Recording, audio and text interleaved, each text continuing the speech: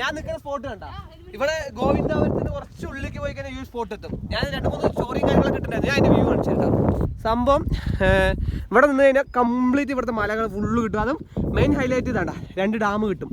ഇത് വന്നിട്ട് മച്ചാതെ ഡാമിന് പേര് മീൻകര ഡാം. ഈ ഒരു മീൻകര ഡാമും പിന്നെ ഇങ്ങനെ കറങ്ങി ഫുള്ള് കണ്ട തെങ്ങും തോപ്പാണ് ഇവിടെ. അതായത് തമിഴ്നാടിൻ്റെ ബോർഡറാണല്ലോ. ഇതിന് കുറച്ച് അങ്ങോട്ട് പോയി കഴിഞ്ഞാൽ തമിഴ്നാട് എത്തി. അപ്പോൾ അതിൻ്റെ ഒരു ബോർഡറിൻ്റെ വശമായതുകൊണ്ടും ഇത് വന്നിട്ട് ഫുള്ള് തെങ്ങും തോപ്പാണ്. വൈബ് പറഞ്ഞാൽ ഒരു 1 വൈബ്. ഇത് വന്നിട്ട് ചുള്ളിയാട് ഡാം.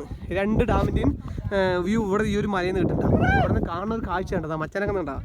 എന്താ പറയുക ഒരു പ്രത്യേകതരം ഭംഗി പറയുമല്ലോ. മഴ ഇപ്പോൾ കമ്മിയാണ് കുറച്ച്. മച്ചന്മാരൊക്കെ ഇവിടുന്ന് അതിൻ്റെ വൈബ് ആസ്വദിച്ചിട്ടുണ്ടാവും. ഇവിടെയാണ് ഫുള്ള് കൊല്ലംകോട് വെള്ളച്ചാട്ടങ്ങളും ഫുള്ള് ഇവിടെയാണ്. അവിടെയൊക്കെ ഫുൾ ക്രൗഡായതുകൊണ്ടും നമ്മൾ ക്രൗഡില്ലാത്ത സ്പോട്ട്.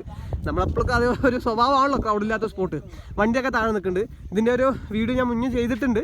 അപ്പോൾ കാണാത്തവരുണ്ടെങ്കിൽ ജസ്റ്റ് ഒന്ന് അത് പോയി നോക്കിയാൽ മതി. എങ്ങനെ ജസ്റ്റ് ഒന്ന് കമൻറ്റ് ചെയ്യുക. അങ്ങനത്തെ വീഡിയോ കാണാൻ താല്പര്യം അക്കൗണ്ട് ഫോളോ ചെയ്യാം. അപ്പോൾ കാണാം. ഈ വൈബ് ഒന്ന് ആസ്വദിച്ചിട്ട് ഞങ്ങൾ വരാം. Okay bye.